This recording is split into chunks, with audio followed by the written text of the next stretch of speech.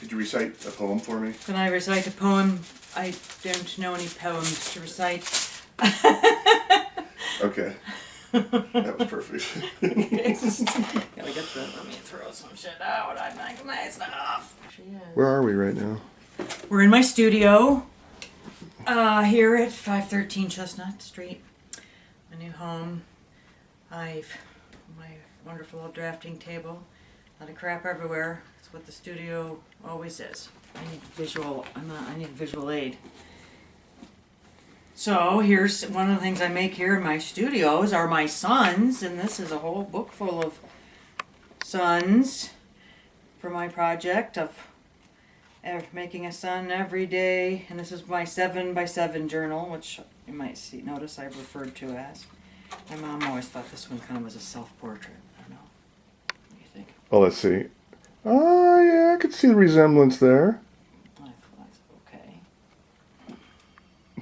okay. So, yes, I've never taken anything out of here to frame it yet. Let's see how far am I. I like the idea of filling. I just did one here the other night. This was the other night. Somebody thought that was actual sculpture. That's the last one in here. Some are more successful than others. You know, they all can't be winners.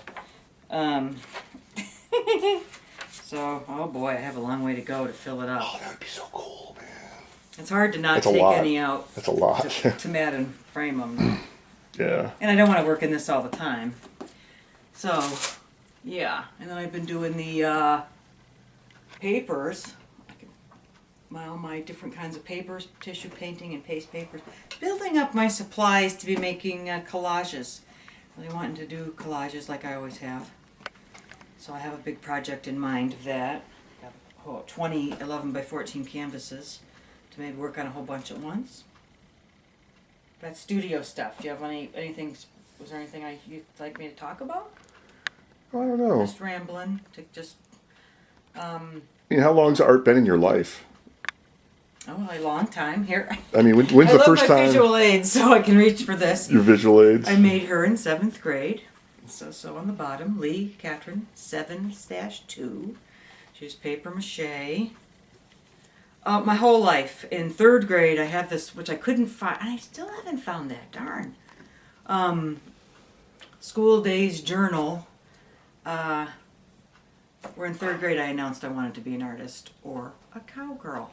A cowgirl. You could be both. Till I decided I was afraid of horses. So, yeah, my grandma, when she retired, she started taking classes at the art museum because she always wanted to do art. And she retired when I was pretty young in my school because she was the older mom for my mom, but my mom was a young mom. So, she would, when I was a kid, you still went home for lunch up until like I was in 5th grade is when they started having a school lunch program, I think. Anyway, so she would even come over at lunch. But she would encourage me and always buy me art supplies, of which some of I still have. And I just found some of her art supplies in my uncle's house. So yeah, I took art all in school, but I never got to like go to the museum. We didn't have money for that kind of stuff. My grandma used to draw me when she was taking drawing classes and stuff. And was always encouraging. And I had a camera from when I was very young. And it was always the joke how I cut everybody's head off. But there are photos to prove it. Yeah, some of my early photographs. I actually got some pretty cool shots from some of my early albums. So yeah, always. I actually, when I moved to California, got into an art school out there with my high school portfolio, thinking that I wanted to be a fashion illustrator, which I don't even do so much anymore. And it was one of the degrees they have there, but I didn't have the money to go there and went to junior college instead, where I took an acting class, and I always kind of had a little interest in that too, and I started doing theater. And I had a whole world of theater where I was in shows and worked behind shows and all stage hand and all sorts of stuff. And that it evolved into making other kinds of doing photography and video and all this two-dimensional art that I also like to do. always been a part. But, you know, I'd like to go into Italy. Photography, I'd like to go into Italy. That project. I can't just concentrate on one thing. I don't do well with that.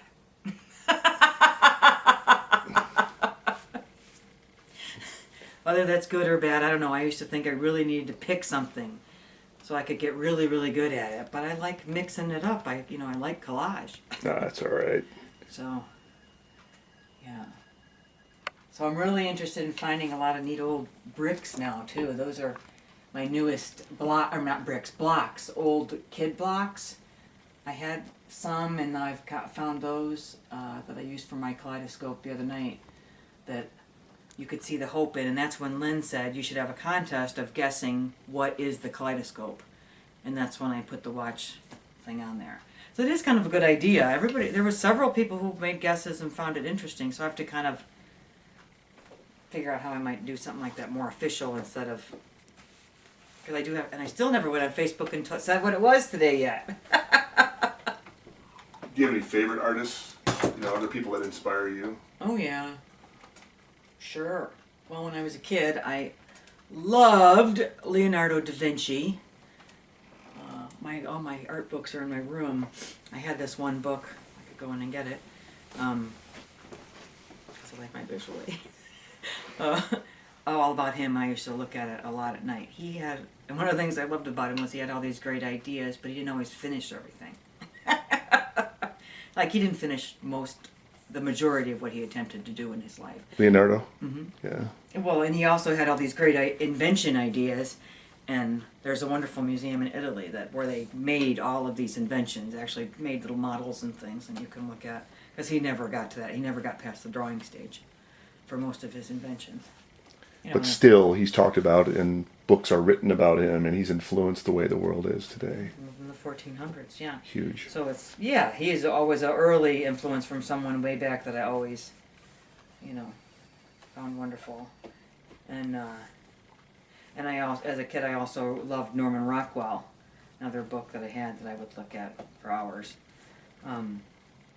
His hometown themes and how important he seemed. And then where I lived in Massachusetts, he didn't live that far away in Connecticut and was still alive at that time. Not for very long.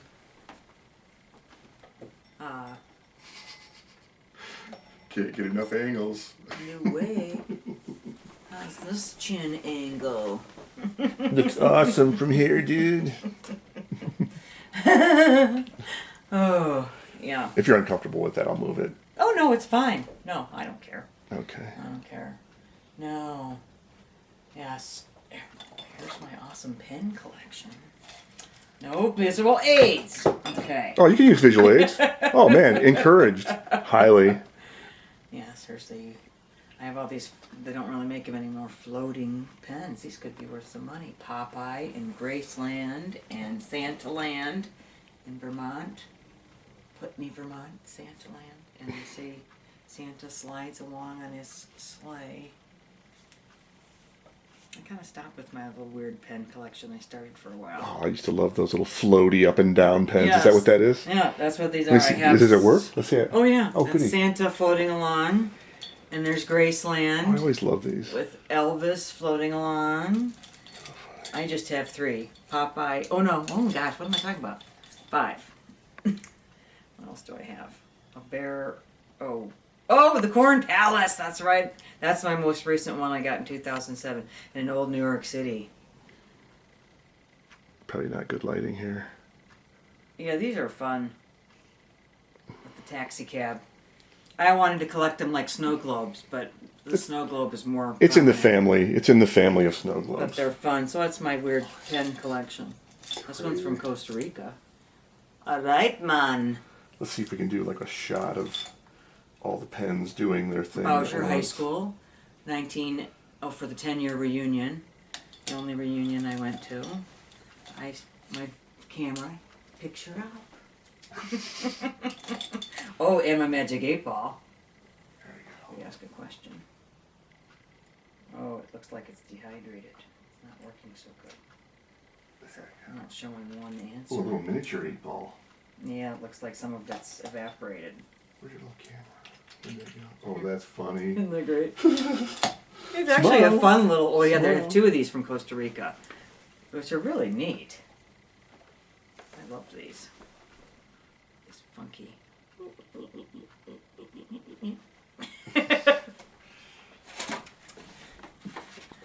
I started taking black and white photography in 1991, where I learned how to develop my own film and print my own film.